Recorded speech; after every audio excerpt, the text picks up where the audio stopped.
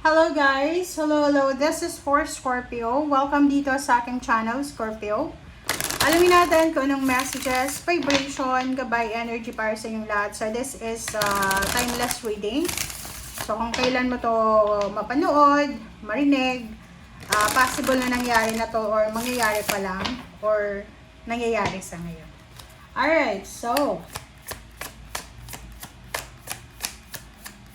this is for Scorpio.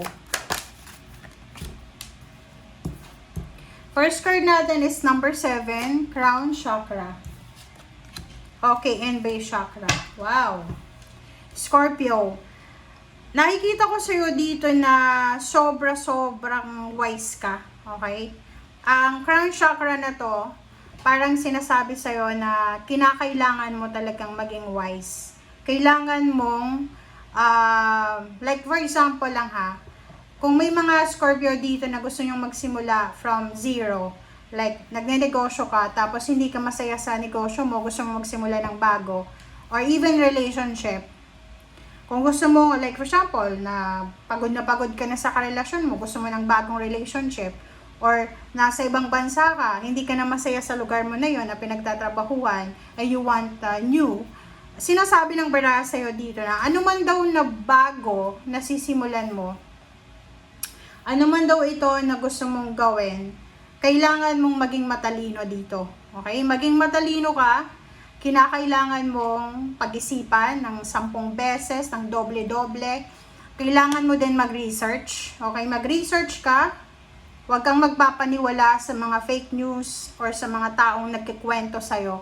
Dapat reliable. Okay? Reliable yung tao o yung information na paniniwalaan mo. Alright? Okay, so let's check. Ano pa ba?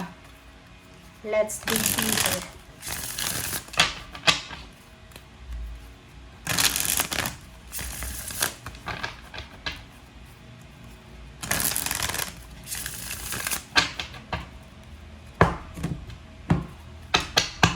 Alright. First card natin is King of Pentacles. Second is Knight of Swords. Wow. And 3 of Swords. Okay. Good. Okay. So, kung makikita mo dito, Scorpio, you have several news or several communication na pwedeng dumating sa'yo. So, you will receive several news or several confirmation, email, chat, call, or anything na communicative siya. So, pwedeng makatanggap ka ng job offer, pwedeng makatanggap ka ng recommendation, ganyan. But there's someone here from your past. There's someone here from your past na like hindi siya masaya or hindi siya kontento sa kung ano yung blessings na meron ka. So, ano ba yung ibig sabihin yan? Sinasabi ng baraha sa'yo na sa dami-daming blessings na meron ka sa ngayon, kailangan mong maging matalino. Maging matalino ka kasi hindi lahat ng tao na akala mo kakampi mo, ay kakampi mo talaga. There's some here na nasa past mo siya. Dati mong boss, dati mong employer, dating katrabaho, dating kakilala, dating kaibigan, nag-away kayo, ini-stalk ka niya. Okay? So, marami siyang information, lalo na kung naka-public yung profile mo sa social media, and may mga common friends kayo in real life na nagkukwento sa kanya na eto si Scorpio, ganyan, ganito. So, you need to be careful. Maging matalino ka. Kasi ini-evil eye ka niya eh. Okay? So, you need to be careful. Kasi kung makikita mo dito, nasasaktan siya sa blessings mo. Which is, wala ka namang concern doon. Kasi buhay niya yon. Mainggit siya sa'yo, bahala siya sa buhay niya. But, just to, protect yourself from evil eye, sinasabi ng baraha sa'yo na huwag mo masyadong, kumbaga, i-broadcast kung ano yung blessings mo. Another is nature, number 15-6. As much as possible, lalo doon sa mga workaholic na Scorpio, sinasabi sa inyo dito na napaka-importante na magpahinga kayo. You need to take a rest. You need to prioritize your health, your well-being, your emotion, and wag puro pera yung i-prioritize mo. Okay? So, balance. As much as possible, you need to find balance, lalo na sa emotion. Family life, parang ganun.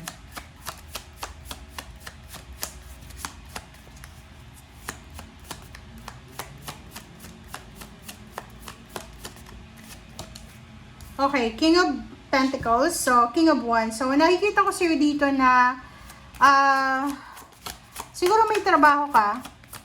Nakafocus ka sa trabaho mo. So, parang wala kang oras para magpahinga, magbakasyon, ganyan, ganito. So, be careful lang tayo. Okay?